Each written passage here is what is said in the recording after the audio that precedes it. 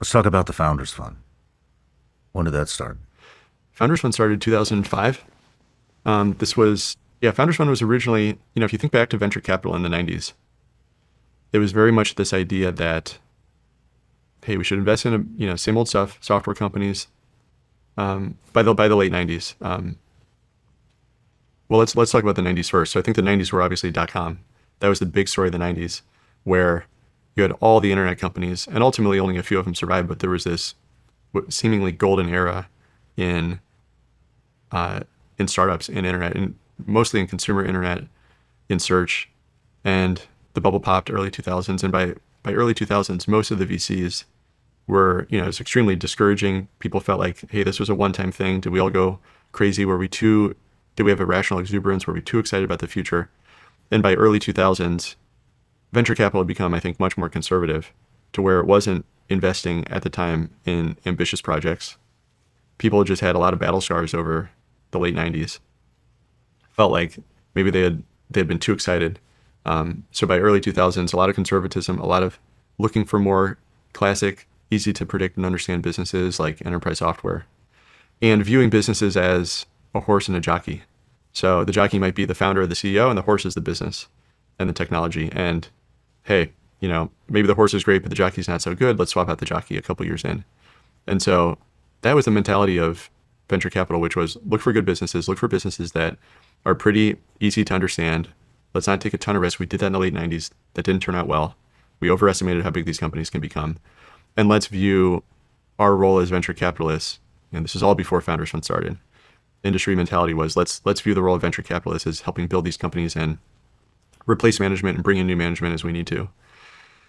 And so when Founders Fund started in 2005, it was actually coming from those experiences of some of the team at Founders Fund, really the founders of Founders Fund, Peter, Luke, Ken, lived out that PayPal experience where they had investors that were much more that conservative attitude and didn't trust the founders of the company to run the company. And so Founders Fund came about in 2005 with the purpose of empowering founders to run their companies forever.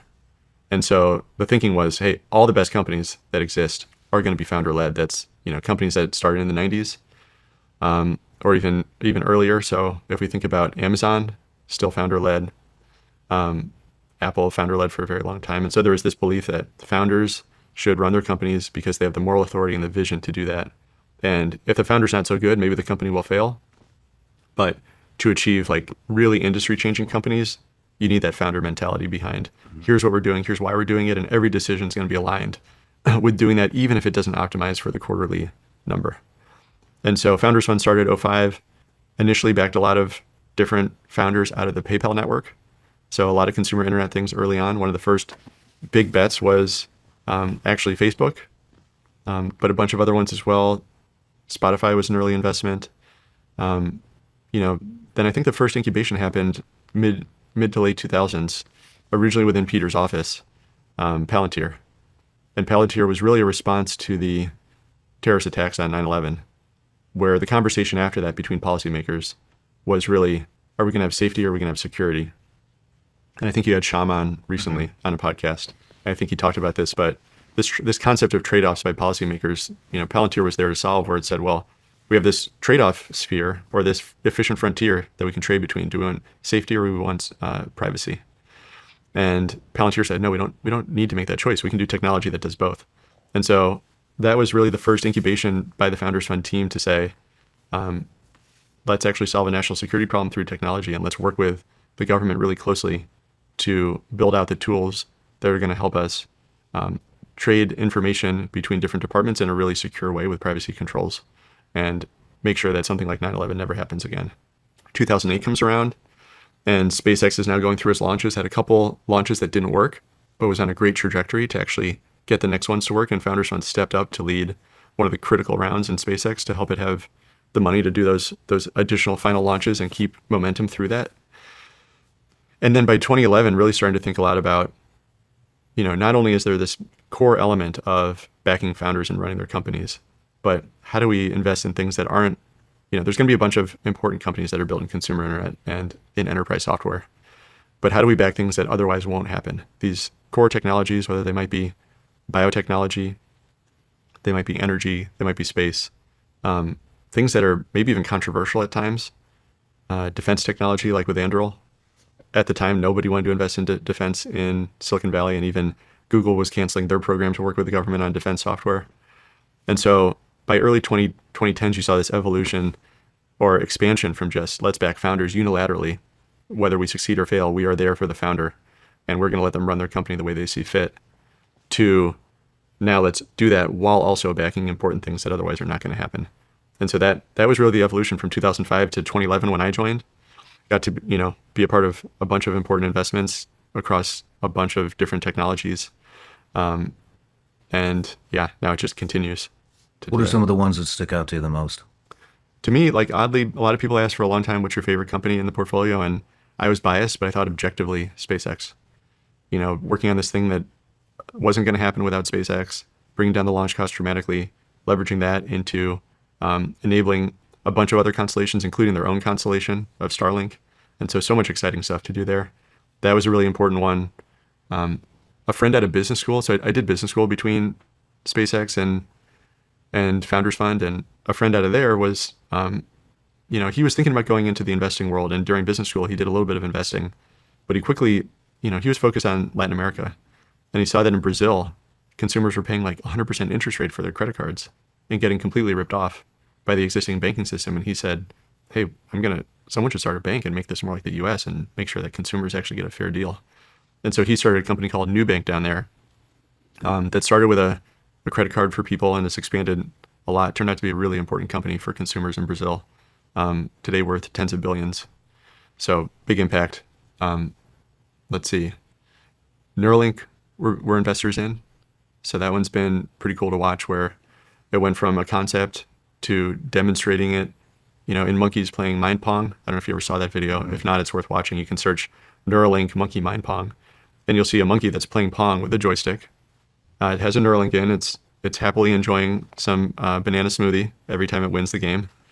And then you see halfway through the video, they remove the cord that's actually connecting the joystick to the computer. And the monkey keeps playing, thinking it's playing. But all it's really doing is reading off the Neuralink thing.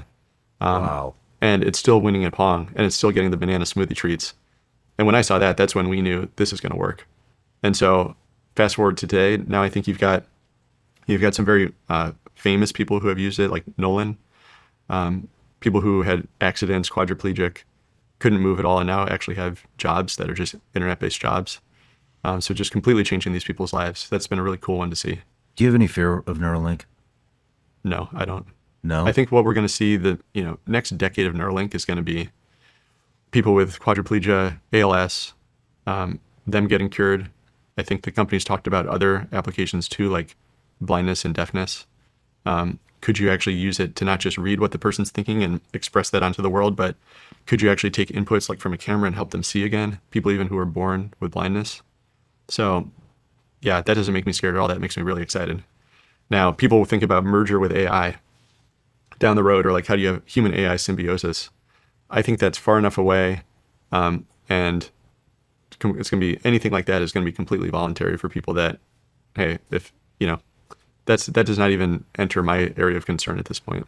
Will I ever get a Neuralink? I don't know. Like maybe if it doesn't look like a good idea, I wouldn't do it. But I think for many of these patients today that are paralyzed or ALS or blind or deaf or missing limbs, how can we actually like use the Neuralink type device to let them get full capability back? That's what excites me about Neuralink. So yeah, we've had a chance to be a part of many cool companies, even some that are more conventional. Like a friend of ours at Founders Fund started a company for cancer therapeutics. So specifically dealing with types of cancer and really looking for the target on the cancer that they could go after. And they ended up selling that company, and now the same target that they were working on is now showing up in a bunch of drugs from that company that they sold to, and then other companies. So it's, yeah, a lot of this stuff is really futuristic and feels more distant, but then also getting to back unconventional approaches in things like cancer therapeutics and watching patients eventually get cured from that. Wow. Has been really cool. I'll bet. What are you guys focusing on now?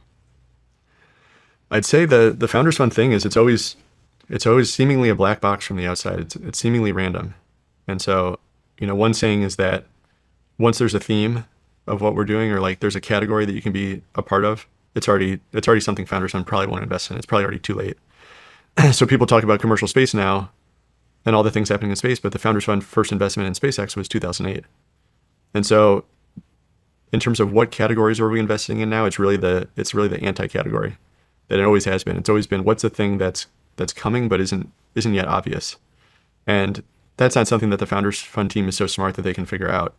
It's that the founders bring those ideas to Founders Fund. The founders of these companies say, hey, this is the important problem no one is solving, or everyone thinks about this problem this way, and the reality is that you should think about it this way, this very different way, this orthogonal way. And it might not make sense to a lot of people, but here's the reasons why they make sense. And, here's all the questions you might ask, and let's go down the rabbit hole together and figure out what the answer is. It's those types of companies that Founders Fund backs. And so it's completely without a theme. I think the biggest theme is it should be something that can change an industry and is like N of one, just like a totally unique company that is unlike anything else. Well, Scott, we're wrapping up the interview, but I mean, what are some problems in the country or maybe in the world that you think that founders and innovators should be looking to solve? I think a lot of it's going to come back to the energy stuff that we talked about. I think it's going to be energy growth. I think everything comes back to energy. So if it's manufacturing, if it's AI, it's going to come back to energy production. If it's economic growth, it comes back to energy production. So I think we're in this period of immense need for more energy, and there's a lot of companies that could get started. There's people starting reactor companies. We're working on the fuel for the reactors. There's going to be things like transformers. And so I think it's a huge range of things people should do, but it's not going to just be energy. I think what should people do? It's, I think the guideline that Peter at Founders Fund has given to people, which I find really inspiring and like it's a good rule of thumb, is do something that matters, that otherwise won't get done, and that only you can do. And I think if you can find that thing to work on, that's more important than anything else. So I think that's a sweet spot. So I'd say search for those things, and until you find them, just try and be part of teams doing things that you think are important, that you can contribute to, and don't worry about the role. Just figure out a way to add value. Great advice. Great advice. Thank you. Last question. If you had 3 people to recommend for the show, who would it be?